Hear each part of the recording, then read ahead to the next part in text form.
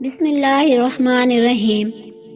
بیان کیا جاتا ہے کہ پیران پیر حضرت سیدنا شیخ عبدالقادر جیلانی رحمۃ اللہ علیہ جب حصول علم کے لیے اپنے گاؤں جیلان سے بغداد کے لیے روانہ ہوئے تو آپ کی والدہ ماجدہ نے آپ کو زیادہ راہ کے طور پر 40 دینار آپ کی گدڑی میں سی دیے۔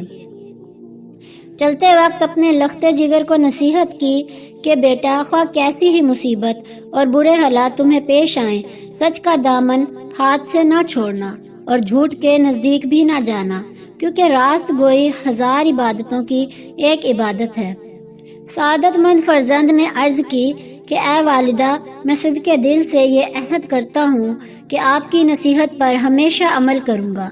گھر سے رخصت ہو کر آپ رحمت اللہ علیہ بغداد والے ایک قافلے میں شامل ہو گئے، کیونکہ اس دور میں طویل بیابانی راستوں میں تنہا سفر کرنا ممکن نہ تھا۔ اس سفر میں ہمدان سے کچھ آگے قذافوں کے ایک جتھے نے قافلے پر چھاپا مارا اور اہل قافلے کا سب مال و اسباب لوٹ کر تقسیم کے لیے ایک جگہ جمع کر دیا۔ سیدنا حضرت شیخ عبدالقادر جیلانی ایک طرف چپ چاپ یہ دردناک نظارہ دیکھ رہے تھے کہ ایک ڈاکو آپ کی طرف بڑھا اور پوچھا، کیوں میاں، تمہارے پاس بھی کچھ ہے؟ آپ نے فرمایا، ہاں، میرے پاس 40 دینار ہیں۔ ڈاکو کو آپ کی بات پر یقین نہ آیا اور وہ آپ کی ہنسی اڑاتا ہوا آگے بڑھ گیا۔ اتنے میں ایک دوسرا قذاف آپ کی طرف آیا اور آپ سے وہی سوال کیا۔ آپ نے اسے بھی یہی جواب دیا کہ میرے پاس 40 دینار ہیں۔ آپ کی غریبانہ حالت کو دیکھ کر دوسرے ڈاکو نے بھی آپ کی بات ہنسی میں اڑا دی۔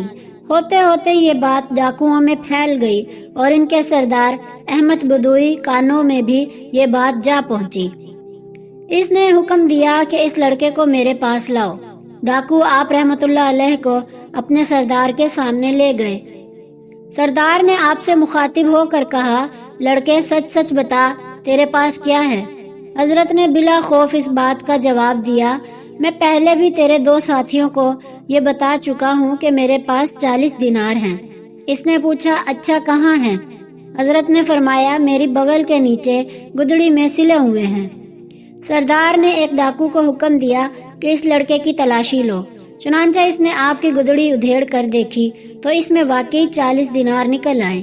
احمد بدوئی اور اس کے قذاف یہ دیکھ کر بہت حیران ہوئے۔ احمد بدوئی نے حیرانگی کے عالم میں حضرت سے پوچھا، لڑکے، تمہیں معلوم ہے کہ ہم قذاف ہیں اور مسافروں کا سامان لوٹ لیتے ہیں، پھر بھی تم نے ان دیناروں کا بھید ہم پر ظاہر کر دیا، حالانکہ یہ رقم اس قدر محفوظ تھی کہ کسی کو اس کا وہم و گمان بھی گزر نہیں سکتا تھا۔ آخر کس چیز نے تمہیں سچ بولنے پر مجبور کیا؟ حضرت نے فرمایا، میری والدہ نے گھر سے چلتے وقت مجھے نصیحت کی تھی کہ ہمیشہ سچ بولنا۔ بھلا ان 40 دیناروں کی وجہ سے میں اپنی والدہ کی نصیحت کو کیوں فراموش کر دیتا اور اللہ تعالیٰ کو ناراض کر لیتا؟ حضرت کے یہ الفاظ سن کر بدوئی بے حد متاثر ہوا اور اس وقت اس پر رقت طاری ہو گئی۔ ندامت کے آنسوؤں نے اس کے دل کی سیاہی کو دھو ڈالا اور اس نے آہ بھر کر کہا، اے بچے، تم پر خدا کی ہزاروں رحمتیں ہوں کہ تم نے اپنے ماں کے عہد کا خیال رکھا، لیکن حیف ہے مجھ پر کہ میں نے اپنی ساری زندگی اپنے خالق کا عہد توڑتے گزار دی۔ اے بچے، تم نے مجھے ہدایت کی راہ دکھا دی، اب میں رہتی زندگی تک کبھی کسی کو تکلیف نہیں پہنچاؤں گا۔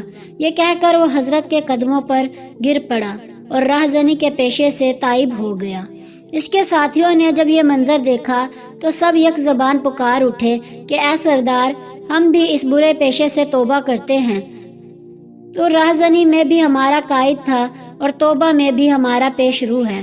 چنانچہ انہوں نے لوٹا ہوا تمام مال قافلے والوں کو واپس دے دیا۔ اس واقعے سے ہمیں یہ سبق ملتا ہے کہ سچ ہے کہ ماں کی گود بچے کے لیے پہلا مدرسہ ہوتی ہے، یعنی پہلی تربیت گاہ ہوتی ہے۔ چنانچہ اگر ماں بچپن میں ہی بچے کی اخلاقی تربیت کرے تو کوئی شک نہیں ہے کہ وہ آگے چل کر شیخ عبدالقادر جیلانی بنے۔ لہٰذا اس واقعے سے ہم سب کو، خصوصاً ہماری ماں بہنوں کو خاص طور پر سبق حاصل کرنا چاہیے۔ اللہ تعالی ہمیں عمل کرنے کی توفیق عطا فرمائے، آمین۔